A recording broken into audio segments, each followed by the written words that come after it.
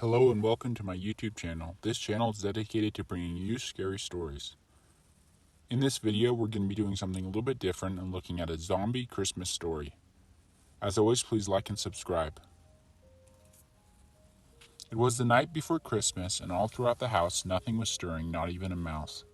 The same could not be said, however, for the graveyard next door.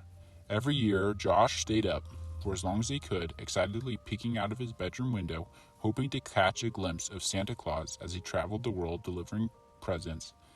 And every year, Tommy fell asleep before Santa Claus arrived. Tommy would wake up the next morning, his head freezing cold from where it had dropped against the window pane as he dozed, to find a big stocking hanging from the end of his bed, but not a hide nor a hair of Santa Claus himself. This year, Josh was determined to stay awake long enough for Santa Claus to arrive. He was a year older now, and he was sure that this year he'd finally be able to do it. Yet despite his best efforts, as the clock struck midnight, Tommy could feel himself starting to nod off. Trying to hold in the inevitable sleep back for as long as possible, Tommy stretched and yawned. Then a movement outside caught his eye, and instantly he was wide awake. At first, Tommy wasn't quite sure what the movement was, but one thing was for sure: it wasn't Santa Claus.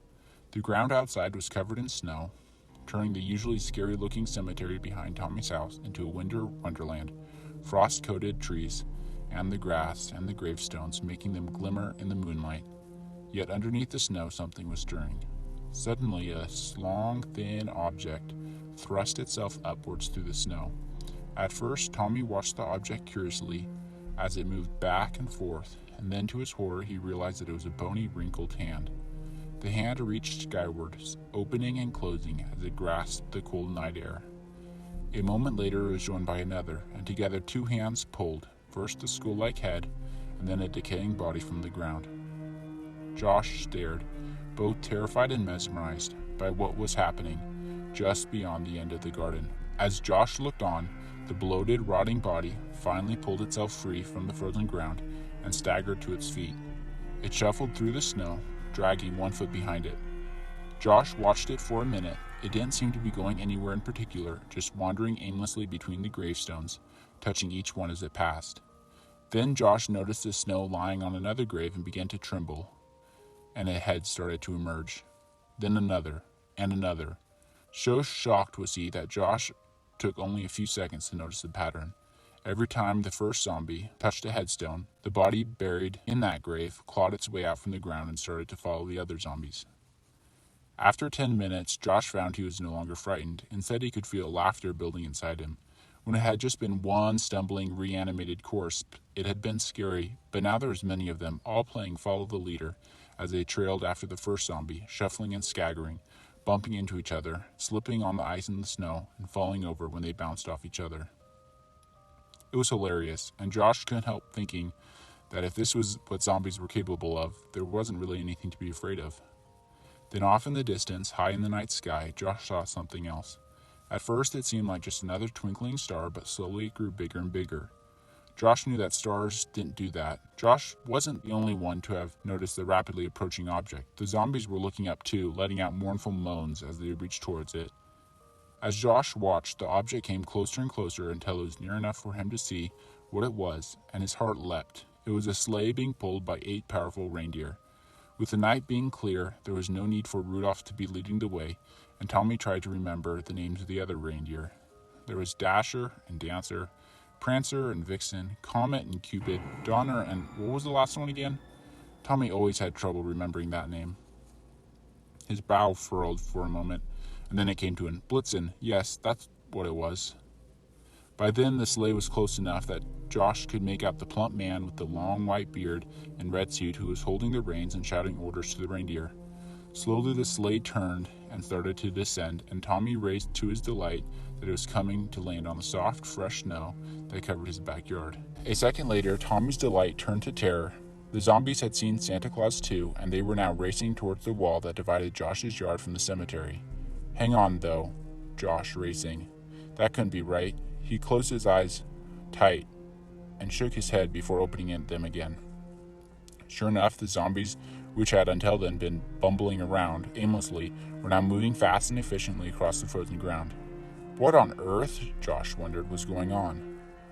As Santa's sleigh touched down, the first of the zombies made it over the wall and rushed across the snow towards where the sleigh had come to a stop.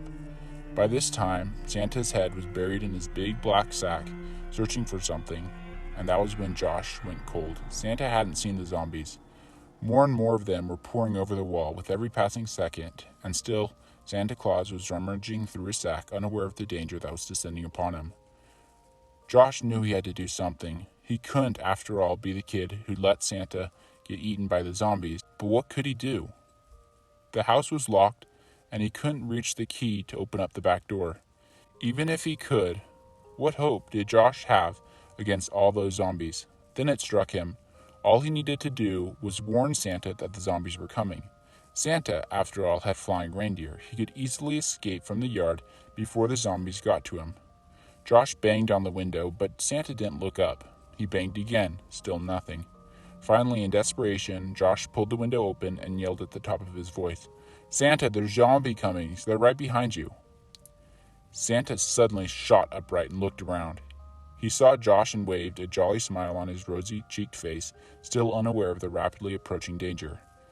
Josh shouted back at the top of his voice and gestured widely at the zombies, which by then were only just a few feet from the back of Santa's sleigh.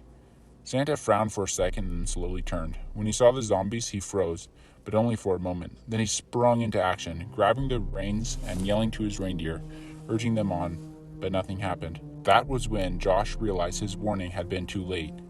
The zombies had already gotten a hold of the sleigh, and no matter how hard the reindeer strained, they couldn't manage to pull the heavy-laden sleigh and all the zombies that were now clinging to it. Josh watched in horror as Santa looked around desperately for something he could use to defend himself, but found nothing. This was unsurprising. After all, the worst thing Santa Claus usually had to deal with.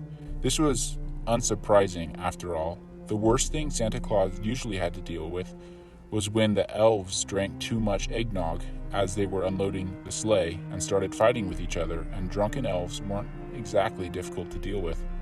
As Santa frantically started digging through the sack of presents, searching for anything he could use to fight off the zombies, Josh could see the fear in his eyes. Santa glanced up, and seeing the zombies just a few feet from him, he gave up searching for a weapon, and deciding to hide rather than fight, he dived out of sight. The zombies weren't fooled, and they started clambering on the sleigh as they hunted for their intended prey. Josh was aghast. Surely there was no way Santa could possibly survive. This, Josh thought, wasn't how Christmas was supposed to end. For without Santa Claus to hand out the presents to the children who'd spent all year being nice rather than naughty, what was the point of Christmas? Then out of the corner of his eye, Josh saw a red blur streaking across the heavens and towards the ground. A moment later, it landed with a heavy thud behind the zombies, and Josh instantly realized who it was. It was Rudolph. The lone reindeer pawed the ground and snorted loudly, causing some of the zombies to turn and run towards him. Despite the undead that were rapidly closing on him, Rudolph bravely held his ground. Then when the zombies were only a few feet away, Rudolph lowered his head and charged, running at the closest zombie through with the tips of his razor-sharp antlers. Once he was sure he was dead, Rudolph threw once more to seize zombie onto the ground, but he didn't stop there. Rudolph charged again and again, throwing zombies this way and that, breaking arms and cracking skulls. After what seemed like ages, but couldn't have been more than a minute, the zombies realized that they were beaten. Those that could still run tried to retreat towards the safety of the graveyard, but Rudolph wasn't going to let them get away so easily. He chased after them, slashing them with his antlers and trampling the last of them under his feet. Soon nothing was moving that shouldn't really be moving in the first place, and the lone reindeer with his bright red nose glowing in the darkness trotted across the sleigh and let out a gentle whine. Tommy held his breath, wondering if somehow Santa could have survived, and then he emerged, crawling out from under the seat where he'd been curled up in a desperate attempt to remain beyond the grasping hands of the attacking zombies. Santa straightened up, adjusting his clothes and brushing stray flecks of ginger from his beard. He patted Rudolph's nose before leaning forward and removing a withered arm that had become wedged in Rudolph's antlers. Santa smiled, knowing his old friend had just saved his life, and tossed the arm into the snow. He looked up at Josh and tipped his fur linnet hat as thanks towards the young boy before pulling the reins and taking off once more, Rudolph following closely after. Josh watched until Santa, his sleigh, and the reindeer, including Rudolph, had disappeared into the night sky before turning his attention to the devastation which had been in his backyard. There were bodies, or what was left of them, everywhere.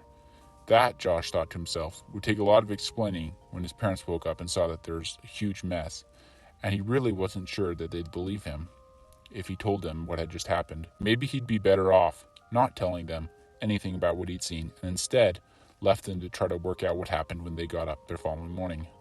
Satisfied that this was the right thing to do, Tommy decided he better go to bed before anybody discovered he was still up and started asking awkward questions. That was when Josh realized that in his rush to get away after Rudolph had saved him, Santa had forgotten to leave him his presents. At first, Josh was upset, but after giving it some thought, he realized that one small boy missing out on his presents this one year was a small price to pay for saving Santa's life from the zombies. Josh sighed and turned away from the window. That was when he saw the overstuffed stocking hanging at the foot of his bed. He rubbed his eyes in disbelief. How on earth had Santa managed that? Then it dawned on Josh, and he smiled happily to himself. While Santa might just be scared of zombies, as the rest of us are, he's still magic. Merry Christmas. Thank you for listening. As always, please like and subscribe. It helps the channel a lot. Have a great day.